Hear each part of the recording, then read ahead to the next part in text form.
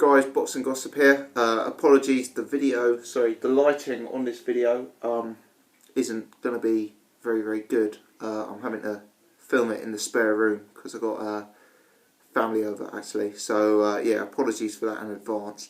I did a part 1 of this video earlier which discussed various fights. Kell Brook versus Kevin Bizier, Eubank versus Nick Blackwell, Abraham versus Ramirez, and Rebrasse versus Rocky Fielding. Part 2 of the video, I want to discuss a few other betting lines for major fights that will be hitting our screens in the next month or two. And there's 3 in particular that I wanted to speak about in this video. For a start, Anthony Joshua versus Charles Martin. Now, in this one, Anthony Joshua is a favourite. He is 1-5 on. Charles Martin 9-2 against. So, if you put £10 on Anthony Joshua, you win £2 if Joshua wins. If you put £10 on Charles Martin, you win £45 if Charles Martin wins. Now, let's take away the fact that Charles Martin is the reigning champion, because I think that is possibly a bit deceptive and doesn't really tell the full story here. We're looking at 2 guys who are somewhat untested in their pro careers today. We're looking at 2 guys, both of whom certainly have some question marks over them. You know, they're both extremely good prospects. You know, but there's some concerns over both guys. Charles Martin, he's a bit slow, a bit heavy, a bit unathletic. You know, he hasn't been hit clean on the chin so far in his career. Anthony Joshua, he's never gone beyond 7 rounds. There's some questions about his defensive frailties. There's some questions about his stamina. You know, if he's too stiff, too robotic. So it's an interesting fight. Lots of intangibles on both sides. I would say that Anthony Joshua,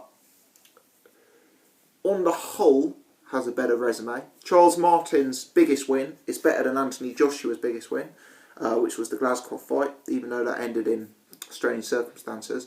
But I would say on the whole, you know, if you look at the best 5 opponents they've both been in with, Joshua does have a better resume than Charles Martin. And I think, based on Joshua's amateur pedigree, based on the fact where he's taking care of business, and based on the fact that this is in his backyard, he, with his momentum, has to be a favourite in this fight.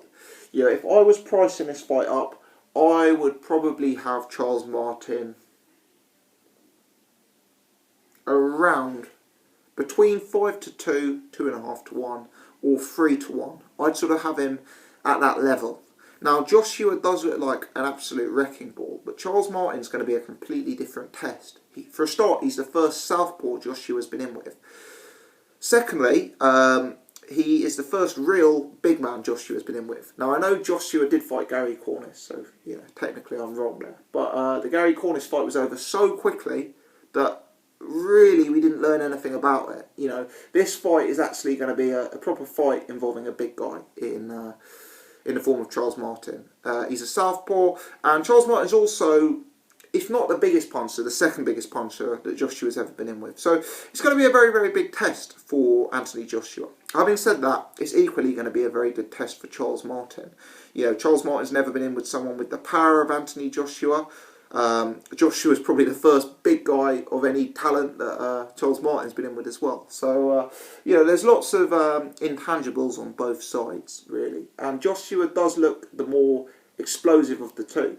Charles Martin's judgment of range impresses me. And I think Joshua's a fighter who's quite reliant on range. So, you know, Charles Martin maybe could cause him some problems through boxing, which I don't think many people expect. And Charles Martin does have punching power. He can also hit to the body, which I think could be a weakness for Joshua. So it's an interesting fight. As I say, I see Charles Martin between 5-2 and 7-2. That sort of price. I think 3-1 is about fair. I'd say Charles Martin is about a 25% chance in this fight. And Joshua certainly does deserve to be favourite, don't get me wrong. Charles Martin at 9-2 is a reflection of the public's how bought in the public are into Anthony Joshua. I imagine the weight of public support for Joshua has influenced those odds, and, you know, as it does with any sort of market, gambling or otherwise. So it's going to be an interesting betting market. It'll be interesting to see if Charles Martin drifts or comes in a bit as we get closer to the fight. It's hard. You know, I think 9-2 on Charles Martin is real value. I think what I need to do is watch the build-up quite closely on the lead-up to this fight, and I don't want to say that at this point I'm tipping Charles Martin to win at 9-2.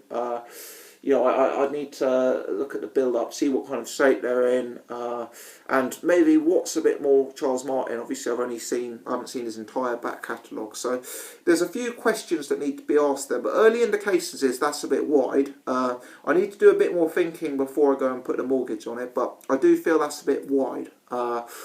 Also, you can actually get Charles Martin to win this fight on points. And I accept Charles Martin winning on points is the least likely. It's going to be a Joshua crowd in Joshua's home stadium on a Joshua show. And that these are both very, very big punchers, so you'd guess it will end early. But Charles Martin to win on points, 25-1. Now, bearing in mind this guy is very possibly the best technical boxer Joshua's been in with. Bearing in mind he's a southpaw, bearing in mind he's big and he judges range well, and he's got a capable jab and decent punch variety. I think that 25-1 may represent some value. Clearly that's not a bet you want to have your life savings on, but at 25-1, Martin to win on points, that's wider than I'd expect it to be. I'd be looking at that more of a 16-1 shot or a 14-1 shot. So, yeah, let me know your thoughts on that. Charles Martin 9-2. Charles Martin to win on points, 25-1. Is anyone tempted by those? I'll do another video on sort of gambling on this fight before we come to the fight itself. There's often good Anthony Joshua specials due to the public demand for him, so I'm sure we'll cover that again. And it may well be that I take those odds. I bet on Dillian White to beat Anthony Joshua. I think I got 10-1 on Betfair for that, and halfway through round 2 I was dreaming of collecting that. But Joshua is not as easy a man to beat as I had hoped that night. Switching the pace up slightly, we'll talk Manny Pacquiao versus Tim Bradley. Now, I was absolutely amazed when I saw the lines for this fight. Absolutely amazed. Now, if you don't know what the betting odds are for this fight, I would really be interested to know your guess before I announce it. So I'll come back to this, give you guys a minute to think about it. But if you're watching this, before I announce what the odds are, if you don't know, please, please, please leave a comment below and have a guess as to what you would price this fight as if you were the bookmaker. Okay? I'm really interested to know, so I'm going to come back to that in 1 minute. Just before I do, I'm going to talk Errol Spence versus Chris Algieri, where an absolute ludicrous price is available. Now, this is one of those fights where you may have to go and place the bet expecting to lose your bet. This is a pure value play. I'm not saying that Chris Algieri is going to go and beat Errol Spence. What I am saying is that the price on offer here is ludicrous. Chris Algieri, 8-1 against, £1 on, £9 back. Errol Spence, 1-12, £12 on, £13 back. In other words, their bookies are saying that if this fight happened 9 times, Chris Algieri would only win once. Chris Algieri is by far the best opponent that Errol Spence has been in with. Chris Algieri has huge versatility to his game. He can move, he can box, he can dance long, he's got fantastic stamina. Fantastic conditioning. We've seen him hurt in fights, seen him survive time and time again. We've seen him box on his back foot and outrun Ruslan Provodnikov on routes to a points victory. But we've also seen him come forward, back Amir Khan up, bring the fight, force the pace. He's a versatile fighter. He seems to improve dramatically for John David Jackson in his corner. And this is a huge step up in class for Errol Spence. Errol Spence, there's a lot of hype around him, a lot of hype indeed. And he does look to be a super smart prospect. But he's never been in with anyone quite like the level of Chris Algieri before. And I wouldn't be surprised at all if Chris Algieri found him out, actually. Don't get me wrong, Algieri deserves to be the underdog in this fight. I think Algieri should be... I'd give Algieri a 20% chance of winning this fight. I think he's a 4-1 shot. 8-1 is ludicrous. Anyone who's queuing up to bet on Errol Spence at 1-12 is not a sensible gambler for my money. And look, let me say, I'm someone who believes a bet is a good bet based on the information that's available to you at the time.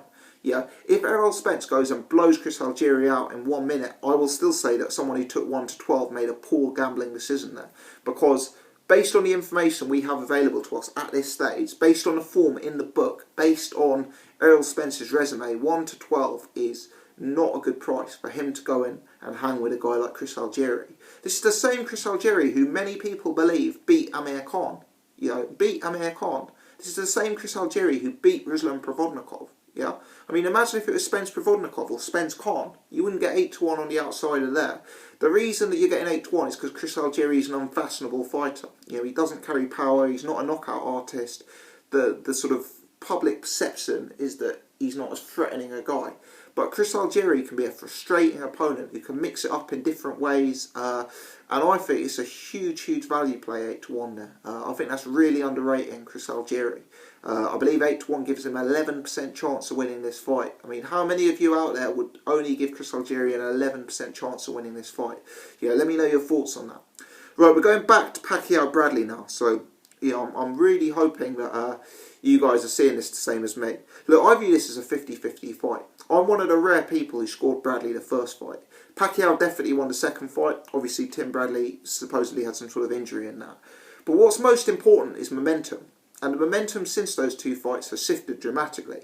Tim Bradley has gone on to put in very, very good performances. Arguably a career peak performance against Brandon Rios. He's working with Teddy Atlas, who's made changes to his game.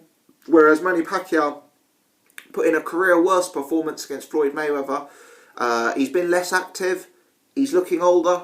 And he's potentially someone who could be considered as towards the end of their career. I think the momentum is entirely on Tim Bradley's side here. Bradley coming off career best performance, as I say. Pacquiao coming off a career worst performance. And I just wonder if Bradley is the fresher individual here. He showed he had enough to cause Pacquiao all sorts of bother several years ago in the first fight. At this stage of their careers, I just think Tim Bradley is going to have far, far too much. If I was pricing this fight, honestly, I'd probably have it 10-11 for both guys. I see it as a real 50-50 fight. I imagine public perception and the weight of public money would be slightly favouring the more popular fighter, Manny Pacquiao, but I'd imagine the hardcore fan would be ticking Tim Bradley to win. Now, remarkably, you can actually bet on Manny Pacquiao to win this fight 2-5 on, and Tim Bradley 9-4 against. That's right, the bookies are giving you greater than 2-1 odds on Tim Bradley to win this fight. They're giving Tim Bradley about a 30% chance of winning this fight. I think they're massively out here. I give Tim Bradley about a 60% chance of winning this fight. I'd actually make him an odds-on slot. I really would. And what's even crazier is Tim Bradley via decision is available at 4-1, actually. You can get 4-1 on Tim Bradley via decision, which is suggests that's only a 20% chance of it happening. I actually think that's the most likely way of this fight ending. I don't see either guy really getting knocked out. Tim Bradley has never been stopped. Manny Pacquiao, I don't see stopping him. He didn't stop him when he was injured. And, Tim Bradley's not the biggest puncher in the world. Whilst he could stop Manny Pacquiao, I think that's less likely. I think this one's going to go the distance. I think it's going to be a points fight. And I think 4-1, whether you're hedging the play, or whether, like me, you're just going to take that outright, 4-1 is crazy value. I think that should be less than 2-1. I think the bookies have got this one massively, massively, massively, massively wrong. And I think it's due to the public's and the casual fans' false perception of Manny Pacquiao as a superstar. So, just to recap, Charles Martin, Anthony Joshua, I'm going to take a rain check on that for now, and I'm going to do another video on that before the fight, and maybe I will be tempted in by those 9-2 odds.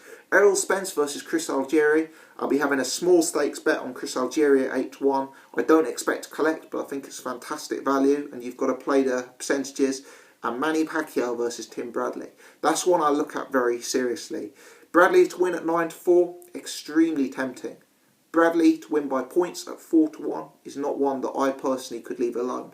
Let me know your thoughts. How do you see these fights? Am I far off? Agree, disagree? If you've enjoyed this video, hit the thumbs up button. If you're new to the channel, if you like these kind of videos, please hit subscribe so you can check out my other stuff that I'm doing soon. Thanks a lot for watching, guys.